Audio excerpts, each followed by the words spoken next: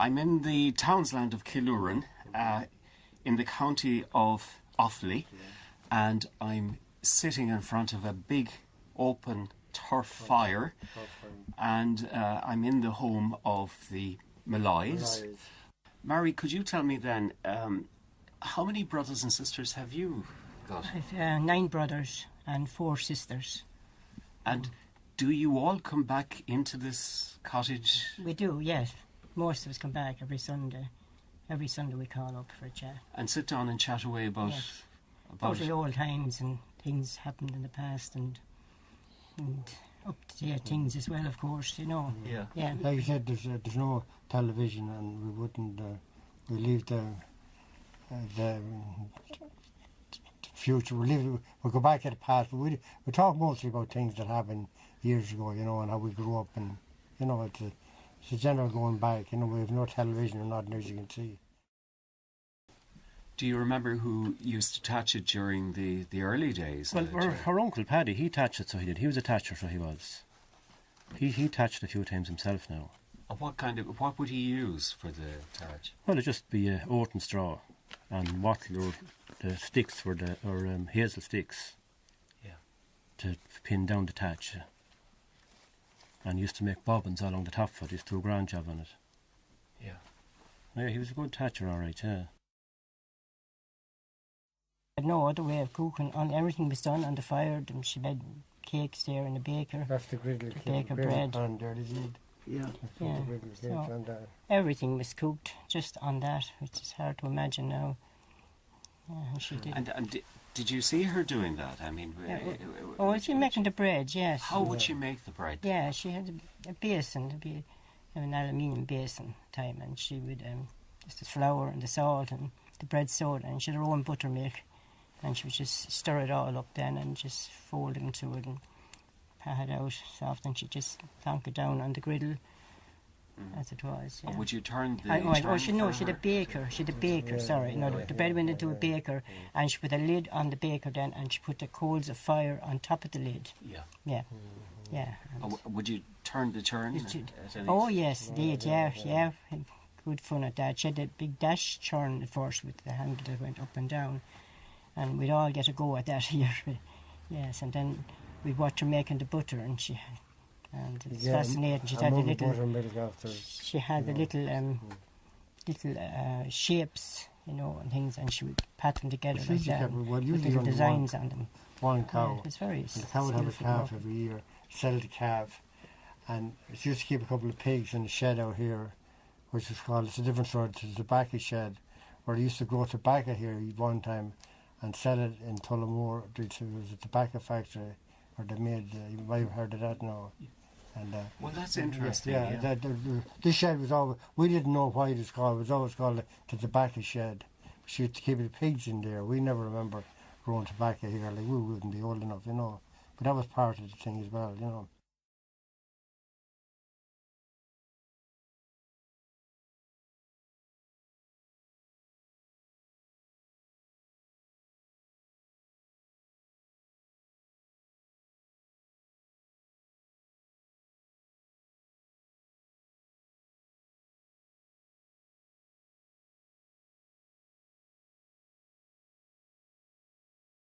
My father was a tailor and cutter. Yeah. He has, I don't know where his certificate is gone. He trained in London. Yeah. He was a cutter and tailor. He used to come from all parts here. All the gentry came to have their riding breeches and jackets and all that made here. Did they? There's patterns out there yet. My goodness. Belong to people, I think. And there was, all the gentry came. The one I can remember most is Major Bell on the hill. He always came. As I say, we had all the military. We had Captain Landon, Major Bell, and Colonel Wood. All had their tailoring done here. And the people then who would arrive, you mentioned a lot of gentry would come and have their be fitted out for a suit of clothes. Would that be delivered afterwards to the house? Were they delivery boys here? No. There was a special way of tying up a suit. Oh yes, show me. That went away, that fitted on the handlebars of the bike and rested on the front mudguard. Really? And my father had a way of parcelling it, a twine here and a twine here and it all round there. And it packed stiff then. And it's on the handlebars of the bicycle. Yeah. Because it was nearly all bicycle delivery then. But sometimes now, if we happen to be going maybe Portumnaway on a Sunday, he had a lot of customers over there.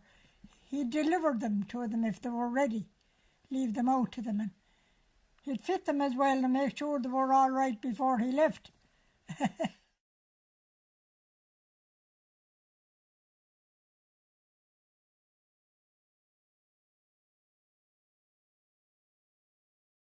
Here in Banagher, in the business during the emergency, during the war years. They were great years, and you could get in, you could sell. Is that right? Yeah. Anything you could get. Even you remember the nylons were terribly scarce. Even with leathers in them, you could sell them. There was some places now where I used to deal that give you a box of seconds. And there could be a leather in them or something. But you could sell them. Could you? Oh, you could.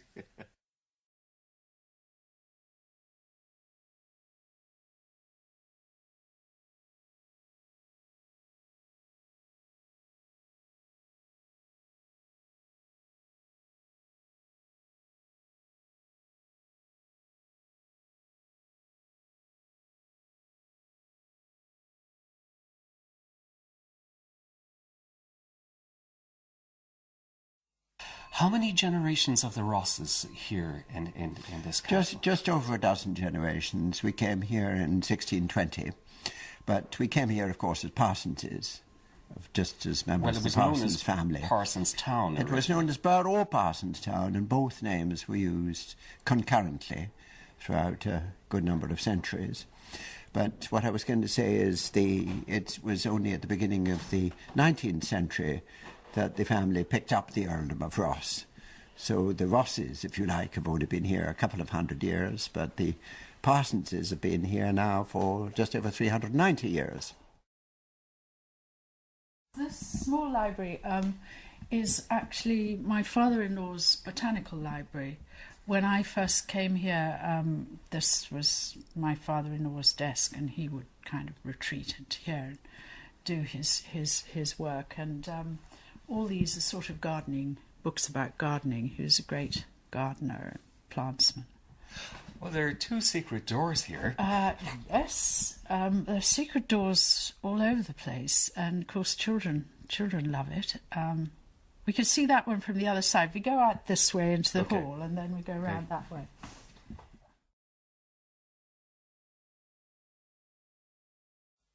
So this is the dining table at which my parents used to sit. My father always at that end, my mother at this end. So the top of the bottom. Yes, the top of the bottom, and only on grand occasions when we're children, like for Christmas or some occasion like that, were we allowed to sit with my parents here. Otherwise, we had to come through that door, which had to be closed normally.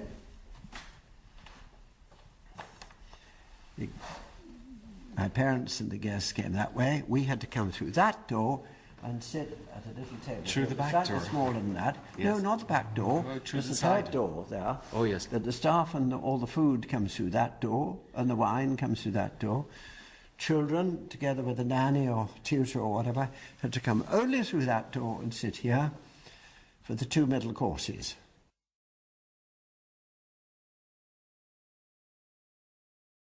Talk to me about the architecture. This was built as a Gothic music saloon just 200 years ago now.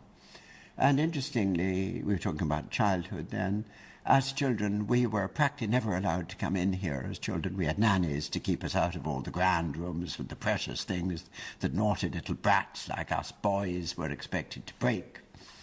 And the only thing that I was ever shown in this room was a musical automaton that I'll show you here that actually plays. The river. Oh, and the river just below us, yes.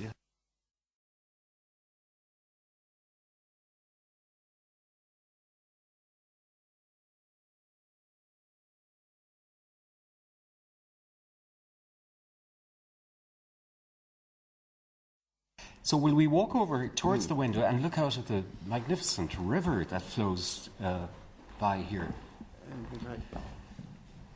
I sometimes think that because there is rivers in the domain, there are two rivers. There's this one, and then another one joins it a bit further down, and then there's the lake and everything, and all this encouraged the engineering side of people. You know, they kind of played with the water and in fact did various things of redraining the lake and doing things to the lake. I think this might have encouraged the scientific side of the family. So here's where all the archives are kept now. Well, I'll show you.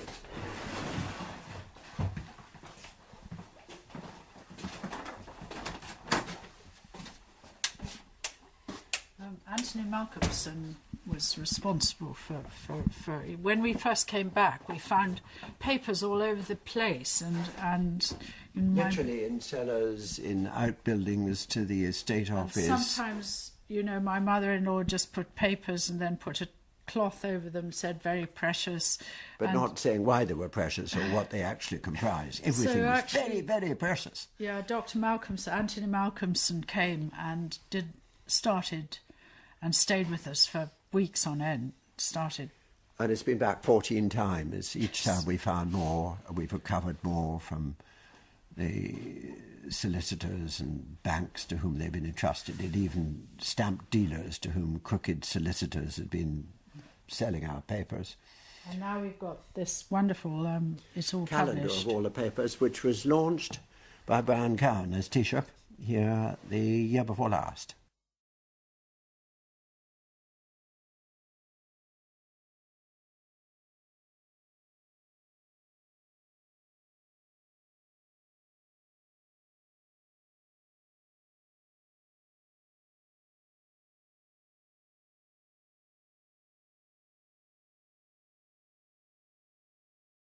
The house itself was built around 1798, and these houses, some of them were actually built before the actual canal was built, including the lock. And all the houses are built the same on the northern bank of the Grand Canal, facing south, two-storey, with one floor below the road and one floor above the road. So you're actually living in a split-level house. My house is actually split-level. What was the idea of building below the road? I don't know, and to be quite frank, I don't know why. At the time, they were highly sought after. There was very, very few two-storey houses in the area, and lock-keeping position with a two-storey house and pay, and you were given an acre of land, was a highly sought after job, and was, you know, highly people were very happy to take on a job like that.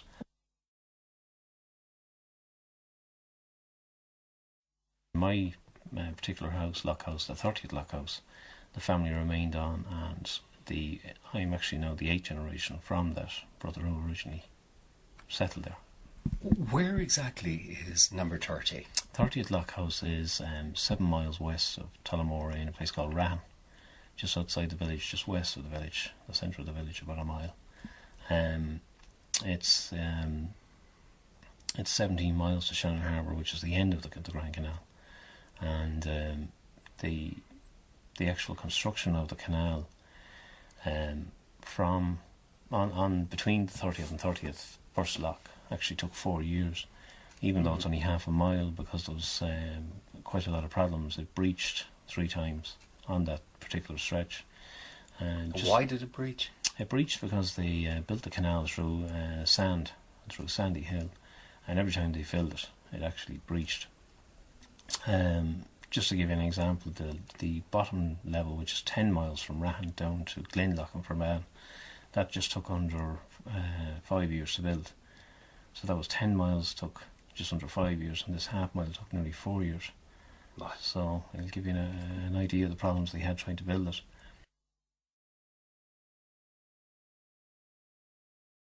My grandfather took over in 1930, and when he took over, his father as well would have been well used to 100,000 passengers a year going through the canal, going to America and Canada and emigrating out of Ireland. They also would have had a lot of cargo. In the latter years, in the late 40s, my grandfather took over as canal agent as well as lockkeeper. And he was canal agent, checking all the cargo on the boats, barges going through. He had a brother, George, who lived in the lodge across from the lockhouse. And George looked after all the horses for the Grand Canal Company. And then another brother called Bert, who did all the leather, and he did the leather work for the Grand Canal Company. Yeah. So there was 3 brothers actually working out of 2 houses. Because where I lived, there's a lock house, and across the road from me would have been a canal agent's house. Yeah. And then beside that would have been a lodge, where they looked after the horses. Oh, so a lot of activity there. Yeah, it was quite a busy place. Associated with the canal.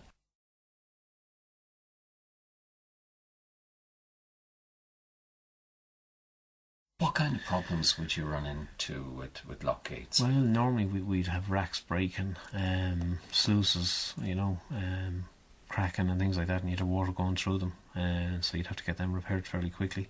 Say if you had a leaking rack or a sluice, and the paddle it could be damaged or cracked or warped, what we would do is we'd get a bag of peat and normally have it a bit wet or damp, and just step onto your footboards and you sprinkle it along the gate, and it actually sinks. And when it sinks, the water pulling through the sluice, it actually blocks all the holes and gaps in it and seals it. So you've actually no water running through the gates, seals them up completely. So it's a great method of sealing them. And the idea behind it is that if you didn't seal them, I'd have the lower level rising on me and the top level going down on me. So, because it's all different levels of water, so it's very, very handy. Now, obviously this was something.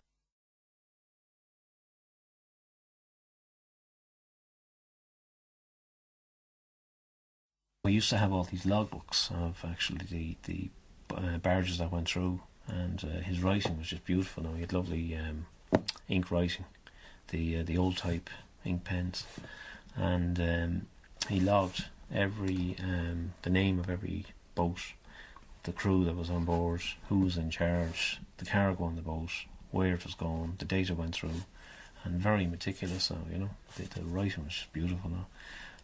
He would have logged every single boat that went through. They would have been held then by the Grand Canal Company.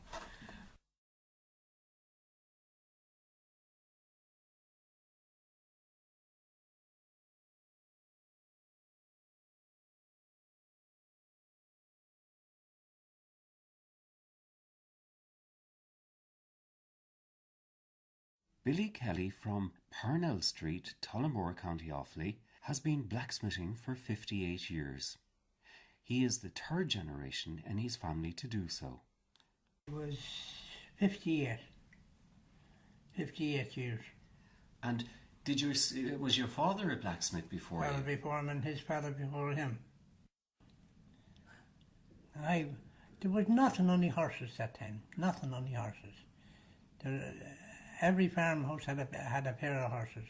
He'd start lighting the furnace then, I suppose. Yeah. That would be the first job, would it? That'd be the first job. And there'd be somebody in on the before it'd be fully lit. What was being burnt? Oh, Welsh coal. Welsh coal. What they used in the steam engine. What happened during the war years then? when the coal wasn't coming in?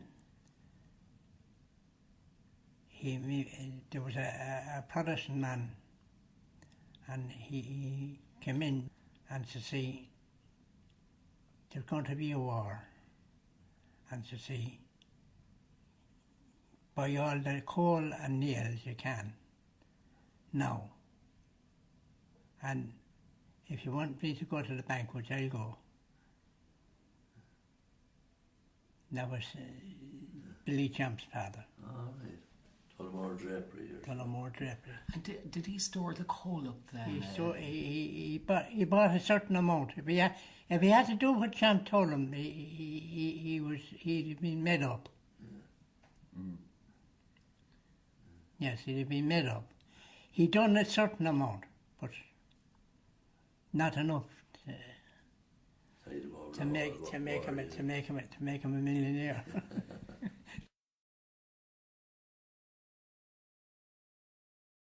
Working in the forge can be a dangerous place. Billy recalls here the time that he was kicked by a horse. A few roses up and down. One hit me straight between the two ways. Another one, I went out and she was lame on one foot, and I done the other three, and I told the woman, says, I would get me to the shed and we'll do the other one. And the bugger wasn't able to stand a minute before that. And the next minute, he rose up in the two front ones and let the hindman's fly. And he hit me right in the middle of the chest. And he must have turned me head over heels because I was facing him. And I was faced the other way when I must have done a somersault.